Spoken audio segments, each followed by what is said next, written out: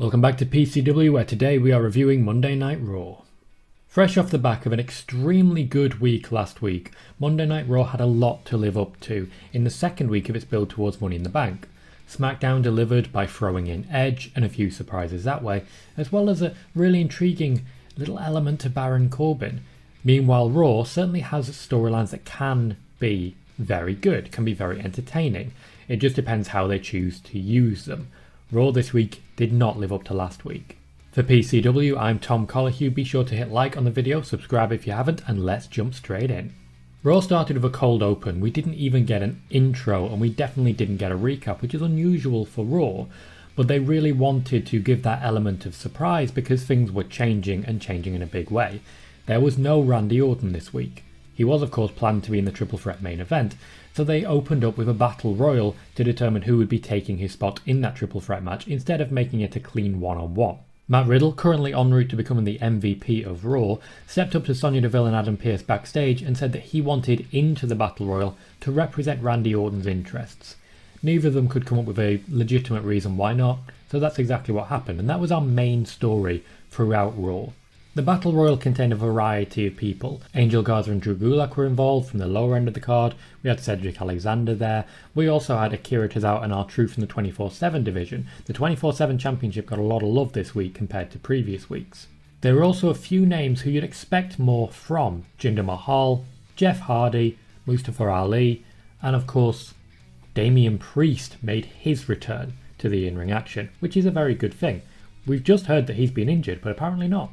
Priest was in the final two, where they had a bit of a mini match between Priest and Matt Riddle. Matt Riddle eventually would pick up the win due to a high knee, putting Priest out. Later on in the night, they would show Priest approaching Matt Riddle and wishing him good luck. Damian Priest's personality so far in WWE is an actual nice person. It's rare, that. Across the course of the show, we would see multiple recaps of this ending. We would see the aforementioned Damian Priest approach to Matt Riddle, and we would even see a promo for Drew McIntyre just before the main event started. But ultimately, it was a lot of the same and didn't really add anything to the main event hype. Also in this match, post-elimination, we had some new 24/7 champions. Drew Gulak became a very temporary champion, rolling up Akira Tozawa. Then R-Truth took it from Gulak. Then Tozawa took it from R-Truth. So we did have two new champions, and the same person left with it as came with it. Standard 24/7. I've never known anyone lay down for a free as much as R-Truth. Shayna Baszler was due to take on Nikki Cross. They had a whole recap involving Alexa Bliss as well, because ultimately Nikki Cross is still a side character in every storyline. She was a side character for Charlotte and Rhea Ripley. She's now a side character to Alexa Bliss versus Nia Jax and Shayna Baszler. But ultimately this isn't a bad thing. Sometimes the background pushes are the most effective. Nikki Cross's promo showed what her new character and personality is supposed to be. Almost a superhero. The WWE frame this as ASH. Personally, I see AAS, almost a superhero. So arse. The match itself didn't last particularly long and there was quite a bit of shenanigans going on. Alexa Bliss came down to distract Nia Jax and Reginald, ultimately provided a distraction for Shayna Baszler as well. That said, Nikki Cross did not win due to the distraction. She actually won due to actually providing a really good cover, which is, again, very rare in wrestling. Shayna Baszler continues to be the weakest woman on Raw. I never thought I'd be saying that about Shayna Baszler. Our second hour draw segment was a promo section between Kofi Kingston and MVP, with Bobby Lashley apparently not there this week. Another big name missing. This was an extremely good promo and felt very real. The connections between MVP and Kofi Kingston have felt very real for a long time, and they've been really enjoyable because of that. Kofi Kingston played up to the fact that he has deserved this opportunity, that when he was a champion he was defending every week, not taking holidays like Bobby Lashley. Because Kofi Kingston was out there on his own, no Big E, no Xavier Woods, it really stood out, and MVP, one of the best talkers in the company, could not compete. The segment ended with Kofi Kingston hitting Trouble in Paradise on MVP. I don't think that was really necessary, but it provides a nice exclamation point at the end of the segment. Piper Niven is still being referred to as Dewdrop, and she's still walking around with Eva Marie. She also beat Naomi and Asuka single-handedly with relative ease in about 2 minutes. I mean, it's a strong push, but how far Asuka has fallen. Backstage, Ricochet made The Miz wet. I thought it was just me. and then they came out to a match between Ricochet and John Morrison. Originally this was planned to be a triple threat with all of the current Raw competitors for Money in the Bank, but obviously Matt Riddle not available due to doing double duty in the efforts to protect Randy Orton. This still worked out perfectly. In fact, I think it really added something extra, because this was the main event of the very first Lucha Underground, Ricochet versus John Morrison. Different names and a mask involved, but still the first main event of Lucha Underground, and it showed. There was a lot of athleticism on display, a lot of flips, a lot of kicks, and a wonderful dive onto John Morrison as he was sitting on the outside barricade.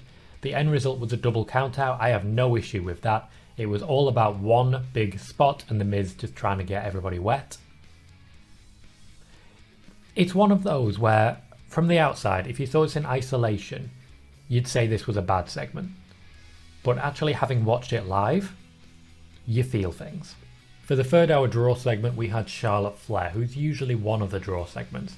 She was in a tag team with Natalya and Tamina, didn't want to be, against a team of Rhea Ripley, Mandy Rose and Dana Brooke. This week, the Thunderdome was cheering Rhea Ripley, rather than last week when they were booing her. It's really hard to work out what we're supposed to do and how we're supposed to react to Rhea Ripley when you keep changing your goddamn mind. Heel team, and I just say that because Charlotte Flair did pick up the win, as you might expect, Mandy Rose taking the pin.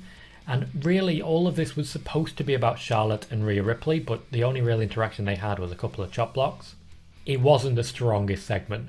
It was a very high tempo match and honestly quite fun, but it was only given about 5 minutes. They could have shaved a little bit off the main event for this one. The WWE is still determined to push Jackson Ryker as a face. Finally, in our main event, we had half an hour of Drew McIntyre, AJ Styles and Matt Riddle, and Omos very, very rarely got involved, to a point where it was only one moment in which he actually did get involved. Drew McIntyre was clearly the one they were trying to get over here, clearly the one booked to be dominant, and he genuinely was dominant. This match really reminded me of John Cena versus Seth Rollins versus Brock Lesnar. A large part of my reasoning for this is that Drew McIntyre was eliminated early by being put through a table by both men and then returned shortly afterwards. Essentially that was their cue for 2 commercial breaks. It's strange how much match booking goes into commercial breaks. Matt Riddle had some very good moments, and honestly I believed he had an opportunity here. Unfortunately it did not end as I was personally hoping. Drew McIntyre instead hitting the Claymore on Riddle, pinning him for the 1-2-3 after AJ Styles was dragged out of the ring by Omos to escape Matt Riddle's pinning position.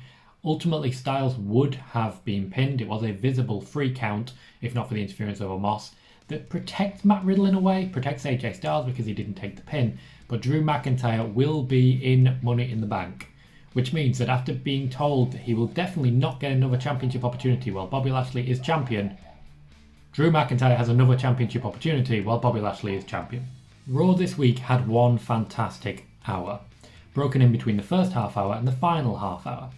In between that, we had problems, and some major ones. I like what they're doing with certain characters. Nikki Cross is being used quite well here. I enjoyed Ricochet versus John Morrison, for example. That said, the 6-woman tag didn't have enough time to be interesting. The fact that they're still trying to push Jackson Ryker, there is a dead zone. Over the last 3 weeks, Raw's had a lot more focus on the women's division. That's paying off. When you look at the fact that we had 3 women's matches in this particular section, that's pretty good. And honestly, the women got enough time to tell multiple stories instead of just, okay, we only care about the championship. We had Nikki Cross's developing character, Alexa Bliss's developing character. We had Piper, I'm going to call her Piper. We had Piper Niven and her developing character and her relationship with Eva Marie. It's just a shame that so many people are sort of doing the job repeatedly in order to make it happen.